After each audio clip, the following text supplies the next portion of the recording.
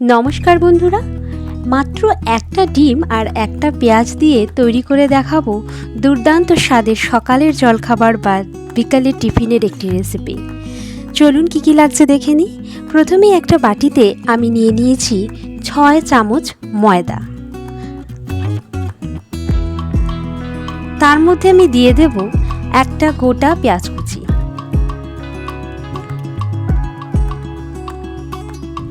দিয়ে দিলাম একটা ডিম,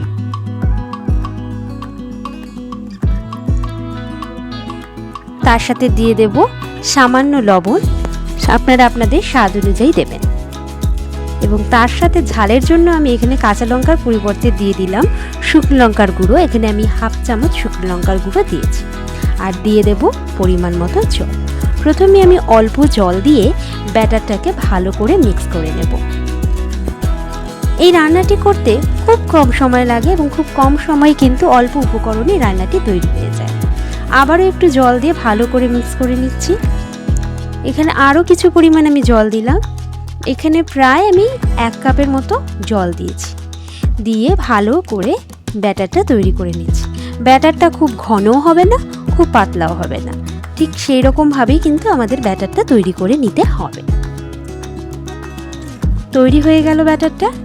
এবার একটা প্যান নিয়েছি, সেটাতে আমি দিয়ে দিলাম 4 টেবিল চামচ রিফাইন তেল।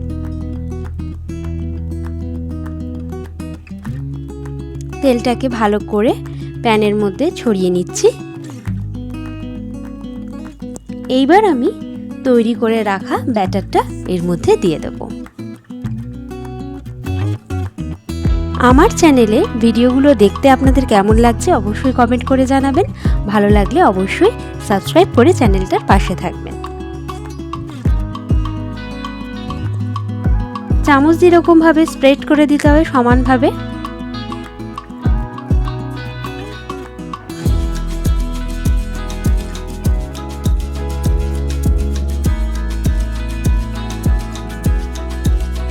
খুব সুন্দর করে কড়া করে ভেজে নিতে হবে।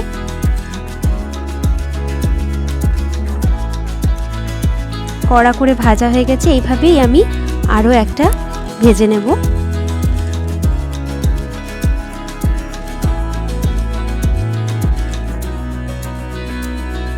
দেখুন কি সুন্দর হয়েছে।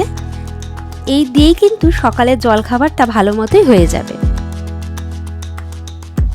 তৈরি হয়ে গেল আমাদের আজকের রেসিপি ডিমের গোলা রুটি বা এগ প্যানকেক। রেসিপিটি কেমন লাগলো? ভালো লাগলে অবশ্যই চ্যানেলটাকে সাবস্ক্রাইব করে পাশে থাকবেন।